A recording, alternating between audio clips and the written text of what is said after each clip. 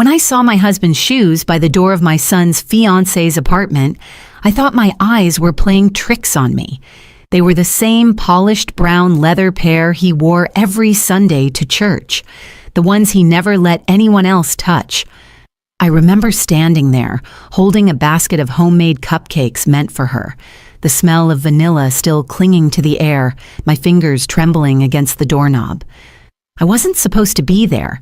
She'd called earlier, sounding tired, saying she wasn't feeling well. I told her I'd drop off something sweet, a little comfort before the big wedding weekend. I wanted to surprise her, but that day it was the universe that surprised me.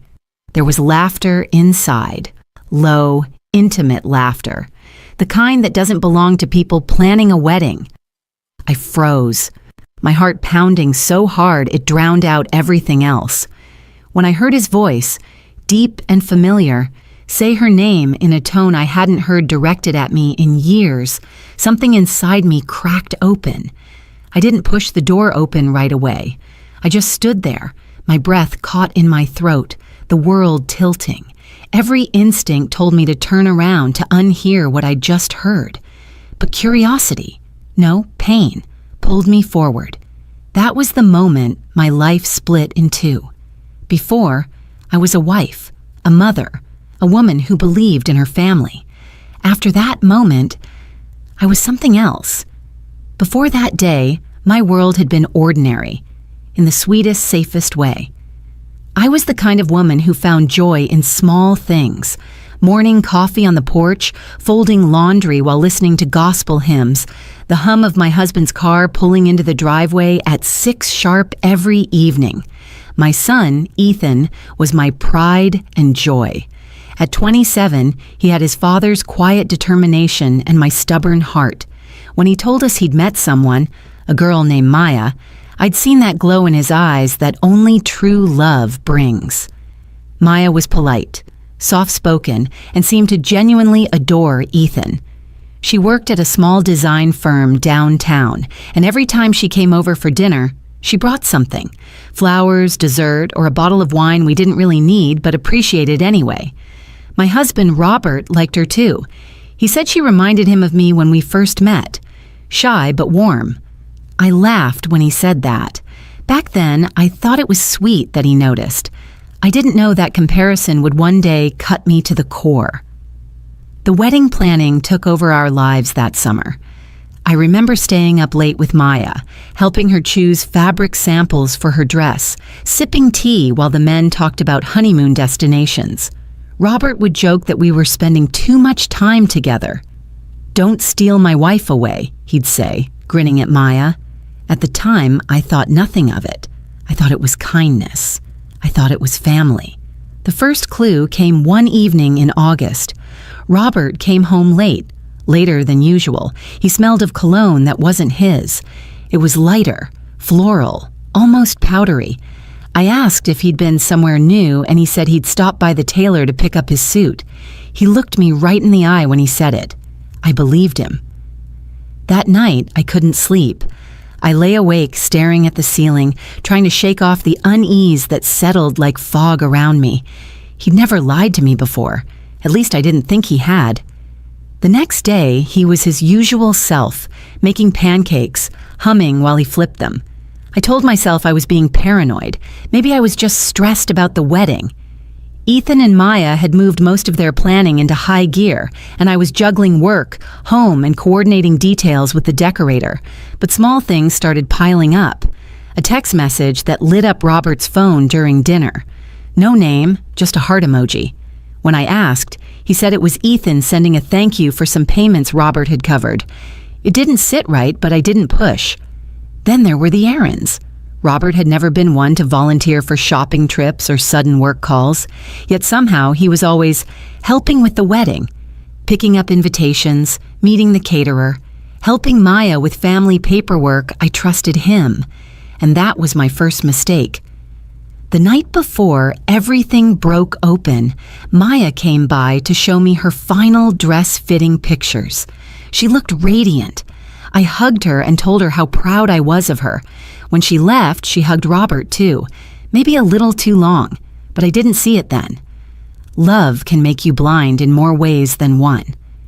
The next morning, I baked her favorite cupcakes, lemon with vanilla cream. I told Ethan I'd drop them off at her place since she was feeling tired and he was at work. He smiled, kissed my cheek, and said, "You're the best, Mom." I wish I could go back to that moment, to that kiss, and warn myself. By the time I stood outside Maya's door that afternoon, I was already halfway to heartbreak. I didn't push the door open. Not yet. I called out softly, "Maya." There was a shuffle inside, a pause, then the unmistakable sound of hurried movement, clothes rustling, something falling, muffled voices. My heart slammed against my ribs. "Maya, it's me, Claire," I said again, my voice breaking. The door opened just an inch, enough for me to see her face, flushed and frightened.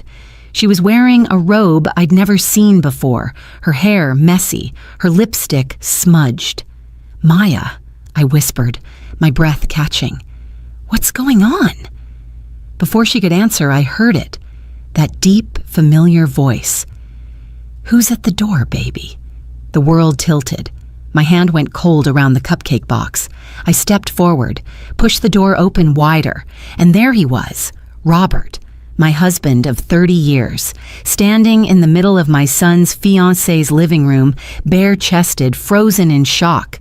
The cupcake slipped from my hand, landing between us with a soft, pitiful thud. For a moment, no one spoke. Only the sound of my heart breaking filled the room. Daniel had always been the quiet one in our family, not shy, just steady.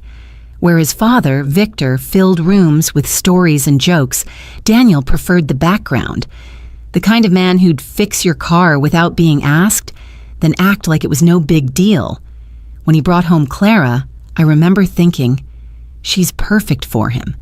She was bright, polite, and always made sure to help me clear the table. She had a way of making everyone around her feel special. Her laughter filled our home like a melody we didn't know we needed. I took to her easily, maybe too easily. They had met through work. Daniel was an architect, and she was a project coordinator for the firm's new housing development. The first night she came over for dinner, she brought a pie she'd baked herself, said it was an old family recipe. Victor joked, "Marry her quick, son, before someone else does." Everyone laughed, even me. That night, when I was washing dishes, I caught Victor watching her as she laughed with Daniel. It wasn't anything that set off alarms, just a look of amusement. But something about it stayed with me, like the faint hum of a song you can't quite place. Still, I brushed it off. Victor was a good man, or so I thought. We'd been married for nearly 30 years. We met in college, fell in love fast, and built a life together brick by brick. A small home, a family, a rhythm. We fought, sure, but always made up. I trusted him. I believed that trust was the anchor that held our family together. The months rolled on, full of wedding talk. Clara wanted a spring ceremony in the garden behind our house. She'd show me mood boards on her phone. Lace, roses, pale gold accents. She even called me Mom sometimes, though the word still made me smile awkwardly. Victor seemed as excited as I was. He'd tease Daniel about cold feet, offer to help with the budget, volunteer to drive Clara to appointments if Daniel got caught at work. I remember being proud of him, thinking how lucky I was to have a husband so involved. But sometimes I'd come into a room and find them laughing together, heads bent close over a tablet or a swatch book. Clara would touch his arm lightly when she laughed, a friendly gesture, innocent enough. Victor would grin, that boyish grin I used to love. And then I'd remind myself not to be ridiculous. She was practically our daughter-in-law. One Saturday afternoon, I walked into the kitchen to find Victor and Clara alone. She was sitting on the counter, swinging her legs while Victor sliced fruit. I caught only a fragment of their conversation, something about keeping secrets. When they noticed me, Clara hopped down quickly and said she was just helping with the snacks. I smiled, but inside, a small unease began to take root. That night, in bed, I told Victor, "You and Clara seem to be getting along quite well." He chuckled, rolling over.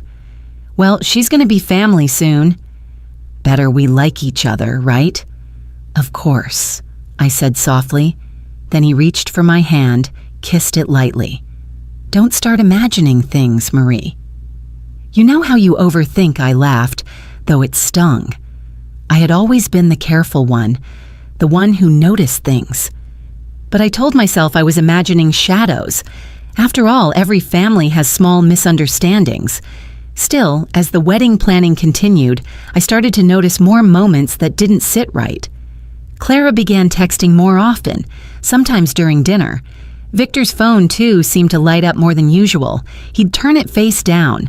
Once I caught a whiff of a perfume that wasn't mine on his shirt. Light, floral, familiar. Clara's perfume. I told myself there had to be an explanation. Maybe she'd hugged him hello or brushed past him while helping set the table. My mind tried to be reasonable, but my gut felt uneasy, and that unease kept me awake at night. One evening, as I folded laundry, Daniel came home looking tired but happy. He told me Clara had been spending extra hours finalizing the wedding venue details with Dad since he'd been working overtime. With Dad? I asked, trying to keep my tone light. Yeah, he said. She said he's been a huge help. He's got great taste, apparently. He grinned. I smiled back, but my hands trembled as I folded his shirts. That night, when Victor came home later than usual, he smelled faintly of wine. I asked how his evening went. Just helping Clara go over some menu options, he said casually. You know how she wants everything perfect. Did Daniel go too? I asked. He hesitated for a fraction of a second, just long enough for me to notice. No, he had to stay late. It was just us, just you, I repeated softly. He nodded, brushing it off as nothing. When he kissed my cheek before bed, I felt a strange coldness crawl under my skin. That night, I couldn't sleep. Every creak in the house felt louder, every thought sharper. I told myself I was being paranoid, that I'd drive myself mad if I kept questioning. But a small voice whispered, "Something isn't right." And deep down, I knew it was true. The next morning, Clara stopped by with a folder of wedding plans. She sat at the table, chatting cheerfully, but she wouldn't quite meet my eyes. Her hands fidgeted. When she reached for her coffee, her engagement ring caught the light. A ring Victor had helped Daniel choose. I watched her, studying her smile, her laugh, the way she spoke about my son with practiced ease. For the first time, I wondered how much of it was real. When she left, I found myself staring out the window for a long time. The garden was quiet, the same garden where she'd wanted to say her vows. Something inside me whispered that peace was slipping away, and that I was about to learn why. It started small, as betrayals often do, not with a scream or a confession, but with silence. A silence that lingered in corners and made ordinary moments feel heavy. Victor began leaving earlier for errands. Clara started missing our usual Sunday brunches. Each time there was a reason, a meeting, a migraine, an errand that couldn't wait. The explanations always made sense, and yet they didn't. One Tuesday afternoon, I decided to surprise Clara with lunch at her apartment. I'd baked her favorite lemon squares, thinking it might ease her pre-wedding stress. When I arrived, her car was in the lot, but the curtains were drawn. I knocked once, twice. No answer. I called her phone. It rang inside faintly. I almost left the container at her door, but something stopped me. I told myself I just wanted to make sure she was okay. I knocked again, harder this time. Still nothing. As I turned to leave, I heard laughter, muffled but unmistakable, from inside the apartment. A man's voice, low and familiar. For a moment, I froze. My mind tried to reason with my heart. Maybe Daniel had come home early. Maybe Clara was finally letting herself relax. I almost smiled at the thought, until I heard Clara say something that made my breath catch. "Stop, Victor," she said between giggles. "What if someone hears?" The lemon squares slipped from my hand, the tin clattering against the floor. I don't remember how long I stood there. The world went quiet except for the pounding in my chest. I backed away slowly, my fingers trembling as I reached for my phone. I wanted to call Daniel to tell him everything, but I couldn't. Not yet. My body felt numb, my mind refusing to accept what I'd just heard. By the time I reached my car, my hands were shaking so hard I could barely put the key in the ignition. I sat there for a long time, staring at the steering wheel, trying to breathe. I told myself there must be an explanation, some wild misunderstanding. Maybe it wasn't that Victor. Maybe there was another man named Victor. But even as I thought it, I knew. It was him, my husband, the man who'd built a life beside me for 30 years, the father of the man she was supposed to marry. I drove home in a fog. The radio played softly, but I didn't hear it. I kept replaying her voice in my head. Stop, Victor. When Victor came home that evening, I was at the stove, stirring a pot of soup that I had no appetite for. He walked in, kissed my cheek as if nothing had changed. Smells good, he said. Does it? I asked quietly. He glanced at me. Something wrong? I wanted to ask him outright, to throw the question like a knife. Were you with her? But instead, I heard myself say, You've been busy lately. With the wedding? He sighed, pulling off his jacket. You know how it is. Everyone wants a say in everything. I can't wait until it's over. Clara must be grateful, I said, turning to face him. He smiled faintly. She's a sweet girl. Daniel's lucky. The words tasted bitter in my mouth. I nodded, pretending to agree, and went back to stirring. My hands were steady, though my heart wasn't. That night, I lay beside him, listening to his breathing. Slow, peaceful. My mind, meanwhile, was spinning, caught between disbelief and dawning horror. I told myself to wait, to be sure. The next day, I decided to find out. I started watching, quietly. Clara's visits became less about wedding details and more undefined. She'd stop by without Daniel, often when Victor was home. Once I came back early from the grocery store and saw his car parked 2 blocks from her apartment, the same place I'd heard their laughter. My heart broke a little more each time, but I needed proof, not for revenge, but for truth. I began keeping small notes in a notebook I hid in my sewing drawer. Dates, times, excuses. The pieces began to fit together like a cruel puzzle. One Friday evening, I told Victor I had plans with a friend from work. Instead, I parked a block away from Clara's building and waited. It was raining, the kind of slow, steady rain that makes everything seem softer, sadder.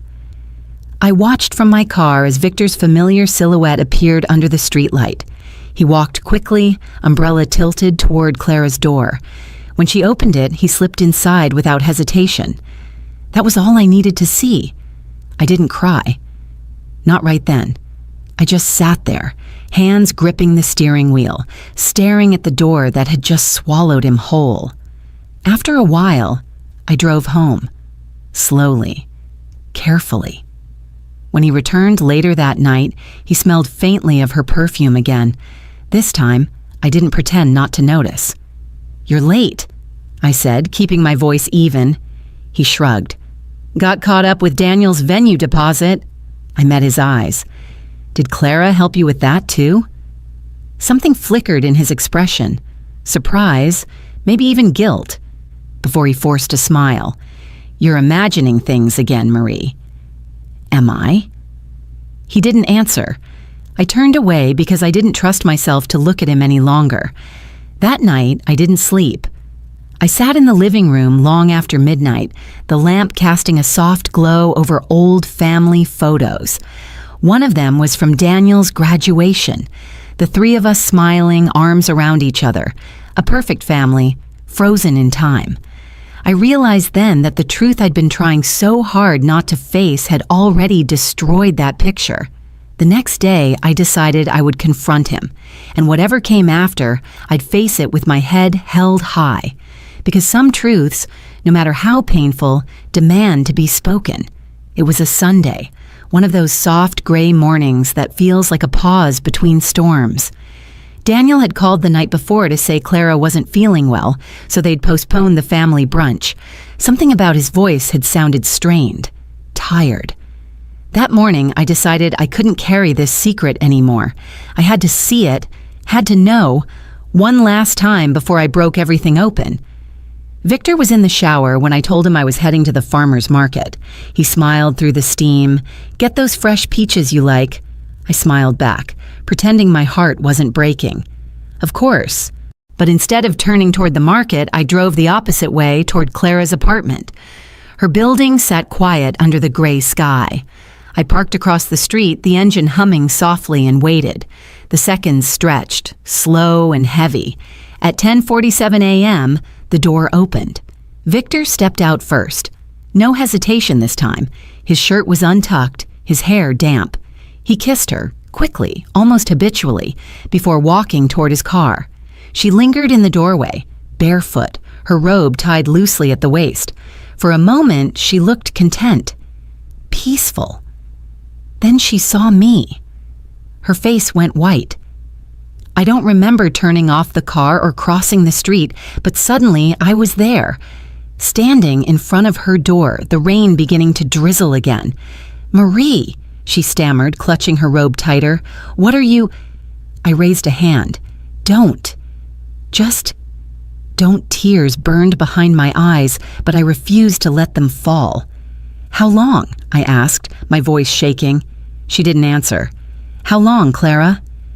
She swallowed, glancing toward the stairs, as if hoping he'd come back to save her. "About 6 months, she whispered finally. 6 months. Half a year of lies, of family dinners, of shared laughter, all of it built on deceit. I felt my legs weaken, but I steadied myself against the wall. "You were going to marry my son." Her lip trembled. "I didn't mean for it to happen. Victor said he told me you two were basically over." I laughed, a sound so sharp it startled even me. "Over? We built a life together, a son, a home." "I didn't know what to do," she said, tears spilling down her cheeks. "He said he'd tell you. He kept putting it off." I stared at her. This woman who had called me mom, who had once asked me to help her pick out her wedding dress. I turned to leave, but she reached for my arm. "Please, Marie." I pulled away. "You broke my son's heart before the wedding even began. And you—" I paused, shaking. "You destroyed the one thing I thought I could trust." Victor's car had circled back. Maybe he'd seen me. Maybe Clara had called him. Either way, when he stepped out, his face drained of color. "Marie," he began, hands up as if calming a wild animal. "Please, just listen." "I've listened enough," I said, my voice barely above a whisper. "To excuses. 2 lies. To you," he moved closer, his tone soft, rehearsed. "It's not what it looks like." That line, "It's not what it looks like," I'd heard it in 100 movies, but never thought it would be my life's soundtrack. "Then tell me, Victor. What is it? You love her? You couldn't resist her youth? Her flattery? What?" He flinched, guilt flashing across his face. "It was a mistake." "It didn't mean anything?" I stared at him, my voice calm, deadly quiet. "You betrayed your son. And me. That's not a mistake, Victor. That's a choice." The drizzle turned to steady rain. Clara sobbed quietly beside the doorway, but I couldn't look at her anymore. I walked past him, brushing his arm as I went. "Go home, Victor. Pack a bag. You can explain this to Daniel yourself." He reached for me, but I shook him off. "Marie, please, don't tell him yet. You want me to protect you?" I turned to face him, every ounce of love drained from my voice. "No, you'll look him in the eye and tell him what you've done. That's your burden, not mine. He didn't follow me this time. By the time I got home, the house felt foreign, a museum of a life that no longer belonged to me." The smell of his aftershave lingered in the bathroom. His mug sat by the sink. I walked through each room, touching nothing, just breathing. I thought about Daniel, his excitement, his pride when he'd told me, Mom, she's the one. How was I supposed to destroy that for him? But how could I not? That night, I sat at the kitchen table, staring at the phone. The clock ticked past midnight before I finally dialed his number. He answered groggily, his voice warm. "Hey, Mom." "Everything okay?" I swallowed hard. "Daniel, I need to talk to you. It's important." A pause. "What happened?" "Not over the phone. Can you come by tomorrow?" He hesitated. "Sure. You sound strange." "I'm fine," I lied. "Just come." When I hung up, I finally let myself cry, quietly into my hands so no one else could hear. I had loved Victor for over half my life, but love doesn't survive betrayal, and by morning I knew exactly what I had to do. The next day, Daniel arrived with concern etched across his face. He hugged me, frowning. "Mom, what's wrong?" "You look like you haven't slept." I motioned for him to sit. The air between us was thick with dread. "I need to tell you something," I began, my voice trembling, and I wish to God I didn't have to. He frowned, eyes darting between me and the untouched cup of coffee in front of him. "It's about Clara," I said softly. He stiffened. "What about her?" I took a breath. "She's been seeing your father." Silence. Then a laugh, confused, disbelieving. "Mom, what?" That's insane." "I wish it were," I said, "but I saw them." Together, his expression shifted, confusion giving way to horror. "You're serious?" Tears filled my eyes. "I'm so sorry, Daniel. I didn't want you to hear it this way. But you deserve the truth." He stood abruptly, knocking over his chair. No, you must be mistaken. Dad would never." "Clara, no." "Daniel?" But he was already walking toward the door. "I'm going to see them." Right now, I followed him to the porch, rain spitting against the windows. "Please, don't go like this." He turned, his voice breaking. "How could you let this happen, Mom?" Before I could answer, he was gone. And I stood there, watching my son drive off into the storm, my heart breaking all over again. The hours that followed blurred together, an ache suspended in time. I paced the living room, glancing at the clock every few minutes, listening for Daniel's car in the driveway. When the phone finally rang, I nearly dropped it. It was Daniel. His voice was hoarse, ragged, the kind of voice that comes from shouting through tears. "You were right, Mom," he said, his breathing uneven. "I saw them." At her apartment. He was there. My knees nearly gave out. "Daniel, where are you?" "I don't know," he said softly. "I just drove." I wanted to reach through the phone and hold him, to take away what I had just destroyed. "Come home, sweetheart. Please, just come home." There was a long silence, and then he whispered, "How could he do this to us?" I had no answer.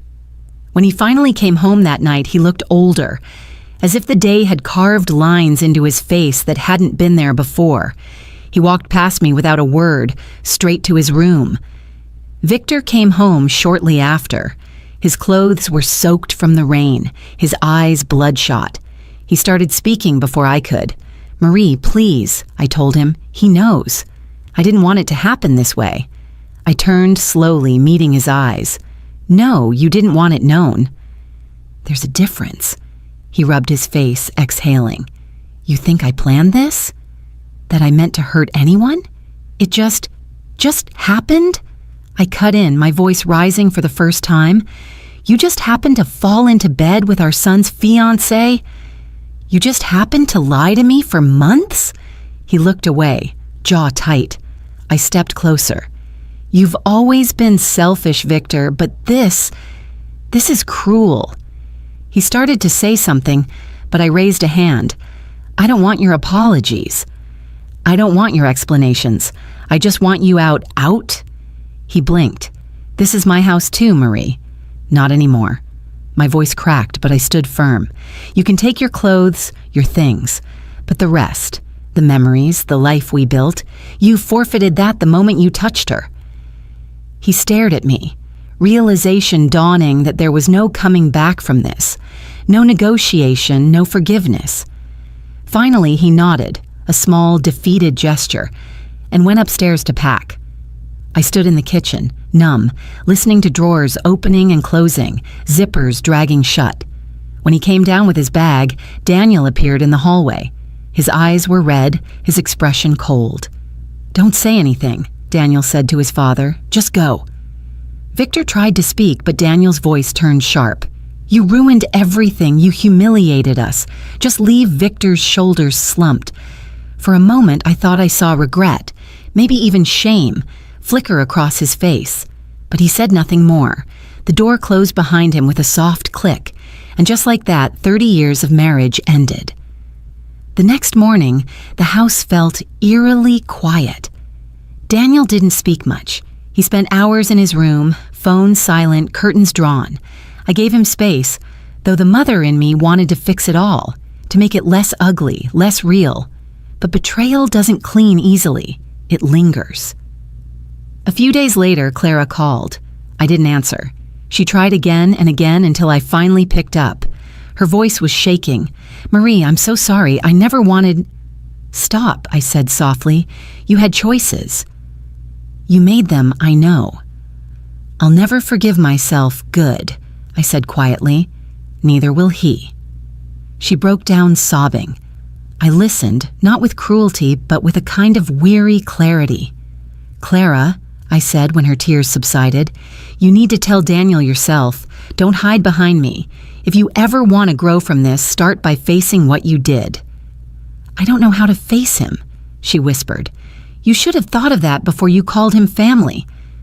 I hung up, not out of anger, but because there was nothing left to say. 2 weeks passed. Word began to spread. Small-town whispers turning private pain into public shame. Neighbors stopped making small talk. At the grocery store, people looked away, their pity almost worse than their judgment. Daniel went back to work sooner than I expected. "I can't stay home," he said. "It feels like the walls are talking." He didn't mention Clara or his father again, not once. I, on the other hand, was drowning in memories. Every drawer I opened had a ghost in it. Every corner of the house felt heavy with what once was. So I started cleaning, not just to tidy, but to breathe. I donated half our things, boxed up wedding photos, folded away linens that smelled faintly of his cologne. One night, while sorting through the hall closet, I found an old photo album. Our honeymoon, our first home, Daniel's baby pictures. For the first time, I didn't cry. Instead, I whispered to myself, "This chapter's over." And for the first time in months, that thought didn't hurt. It felt like truth. A week later, I filed for divorce. Victor didn't contest it. In fact, he didn't even call. Maybe guilt kept him away. Maybe shame. Or maybe, deep down, he knew I'd already buried the marriage long before the papers were signed. Daniel and I began to talk again. Slow, careful conversations. One night over dinner, he said quietly, "I don't know if I can ever forgive him." I nodded. "You don't have to." "Forgiveness isn't a gift for them, Daniel. It's something we give ourselves when we're ready." He looked at me, eyes tired but softer. "How are you not angry all the time?" I smiled faintly. I was. But anger's heavy. I had to put it down to keep walking. The following Sunday, I went to church for the first time in years. I didn't go for faith. I went for silence, for reflection. As the choir sang, I closed my eyes and let the music fill the cracks inside me. I realized then that I wasn't defined by what had been done to me, but by how I chose to rise from it. I left that morning lighter. That night, I made peach cobbler, just for myself, the same peaches Victor once reminded me to buy. I sat by the window, spoon in hand, watching the rain. The storm outside was gentle this time, cleansing. For the first time since it all began, I allowed myself to smile. I wasn't healed yet, not fully, but I was becoming. News spreads fast in small towns, faster still when it's soaked in scandal. By the end of the month, everyone knew. They might not have known the whole truth, but they knew enough. that my husband had run off with my son's fiancée and that the wedding had been called off. Every trip to the grocery store felt like walking through whispers. Women from church who once hugged me now lowered their eyes. Others leaned in, too curious to pretend otherwise. I remember one of them, Nancy from the bakery, saying softly, "Marie, I just can't imagine how you're holding up."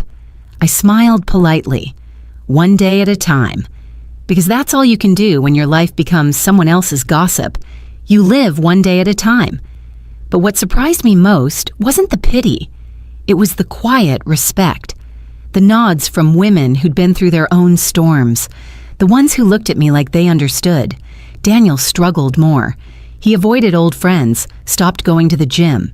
He said he didn't want to see the look on people's faces, that mix of curiosity and judgment that's worse than words.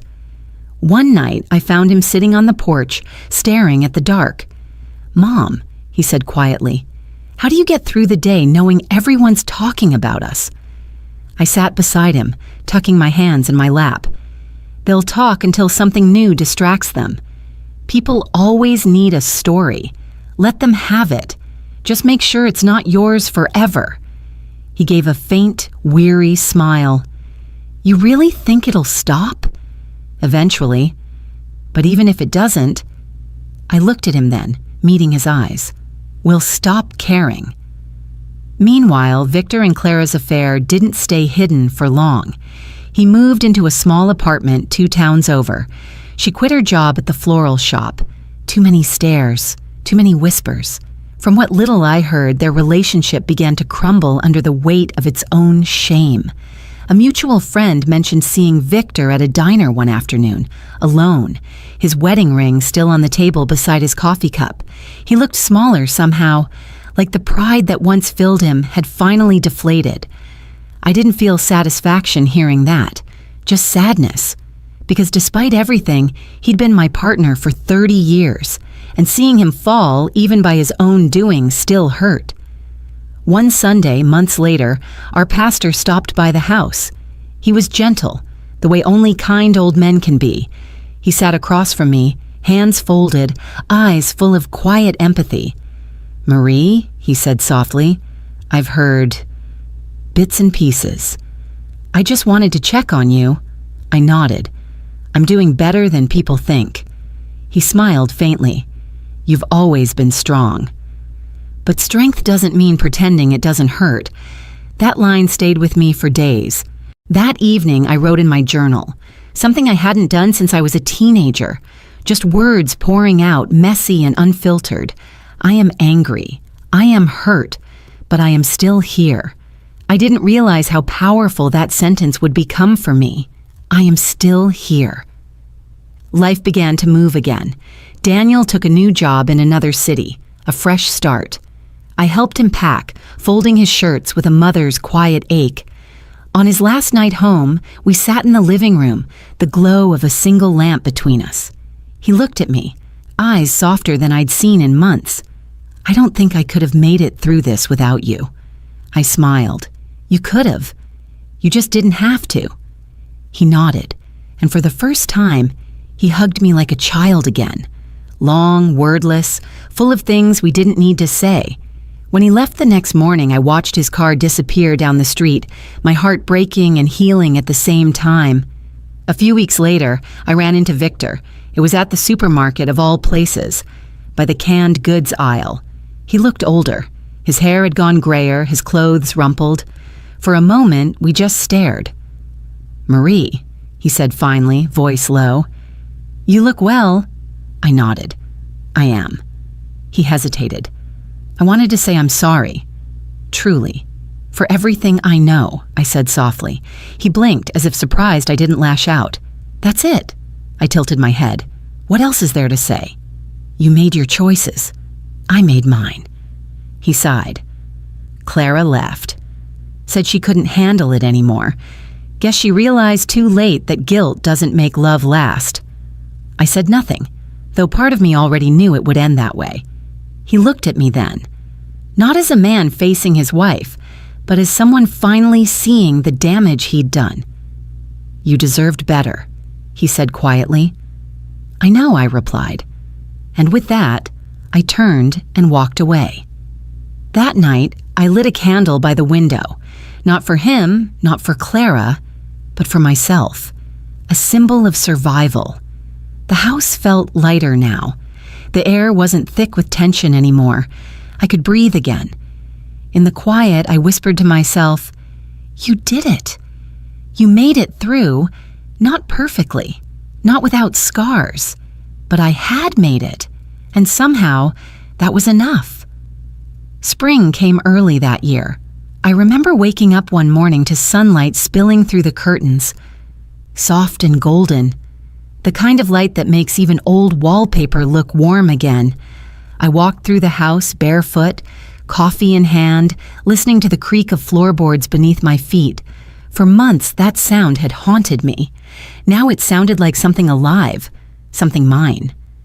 The quiet wasn't lonely anymore. I'd started painting again. Nothing fancy, just flowers and landscapes. Sometimes I'd lose hours in the strokes, colors blending into one another, the act itself healing in ways I couldn't explain. I sold my first painting to a woman who said it reminded her of forgiveness. I smiled at that. Funny how art finds the truth you can't say out loud. Daniel called often. He'd found a small apartment near his new job, joined a local running club, and even started dating again. "I'm taking it slow," he'd tell me, "but she's kind, Mom." Really kind. I could hear the difference in his voice. Lighter, steadier. It was the sound of a man piecing himself back together. One evening, he sent me a photo of a sunset from his balcony. "Reminds me of home," he texted. I stared at that picture for a long time, tears welling in my eyes, because home wasn't just a place. It was the people we chose to love, and sometimes to let go of. My own healing wasn't dramatic. It came in small, quiet moments. I stopped replaying the betrayal in my head every night. I stopped asking why him, why her, why me. Instead, I started asking what now? What do I do with the rest of my life? What brings me peace? I joined a local community group, women who met on Thursdays to share stories and tea. Some had lost husbands to illness, others to time, others to betrayal like mine. We'd sit around a long wooden table, the smell of chamomile and baked bread in the air, and talk. Really talk. One woman, Ruth, said something I'll never forget.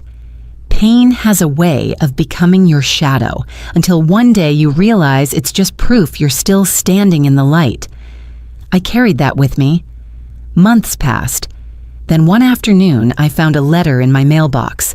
The handwriting stopped me cold. Victor. For a moment, I considered throwing it away, but something in me, maybe curiosity, maybe closure, made me open it. It wasn't long, just a few paragraphs. He said he'd moved out of town, started working at a friend's repair shop. He wrote that he thought about me and Daniel every day, that he didn't expect forgiveness, but hoped I'd found peace. There was one line that stood out. I finally understand what I broke wasn't just our marriage. It was the family that gave my life meaning. I folded the letter carefully, set it aside, and let out a breath I didn't realize I'd been holding. I didn't reply. Because forgiveness doesn't always need words. Sometimes the act of not carrying the hate anymore, that's the reply. One summer morning, I drove out to the lake where Daniel used to fish with his father as a boy. I brought a picnic blanket, a journal, and a sandwich I barely touched. The water shimmered under the sunlight, still and endless. I thought about the years behind me.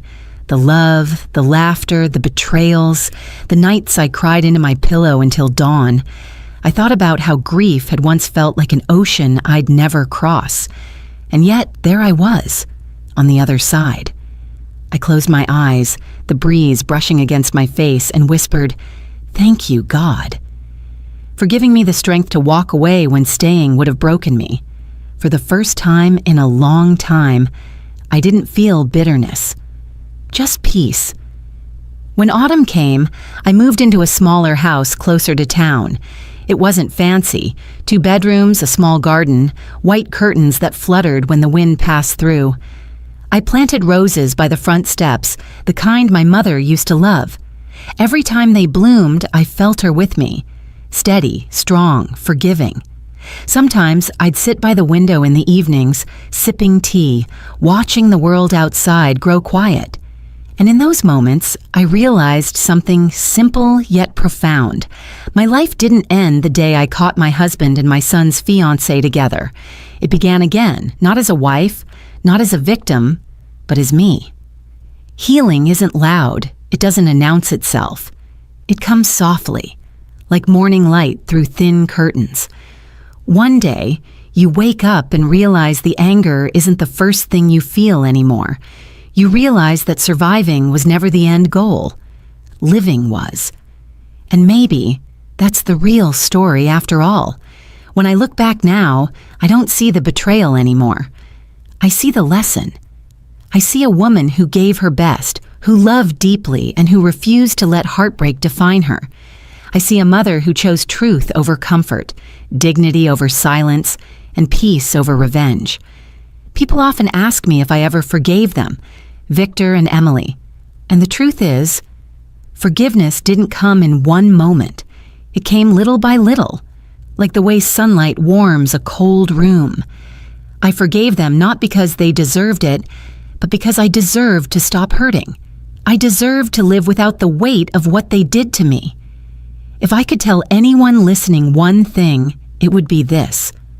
When someone breaks your heart, don't spend your life staring at the broken pieces. Pick them up, yes, but only long enough to build something new out of them, something better, something that belongs entirely to you. Because pain might change you, but it doesn't have to define you. I still believe in love. I still believe in family. But I also believe that sometimes love means walking away. And family isn't always about blood. Sometimes it's the people who stay when everything else falls apart. So if you've ever been betrayed, if you've ever found yourself crying over someone who wasn't worthy of your tears, remember this: you are more than what they did to you. And someday, when you least expect it, peace will find you. Quietly, softly, like morning light. Would you have done what I did? Would you have told your son the truth, even if it shattered him? Tell me in the comments. I'd love to hear your story. And if you stayed with me till the end, thank you. Make sure you like, share, and subscribe for more stories like this. Stories about strength, healing, and finding your voice after the storm. Until next time, this was my story. And maybe, in some way, it's yours too.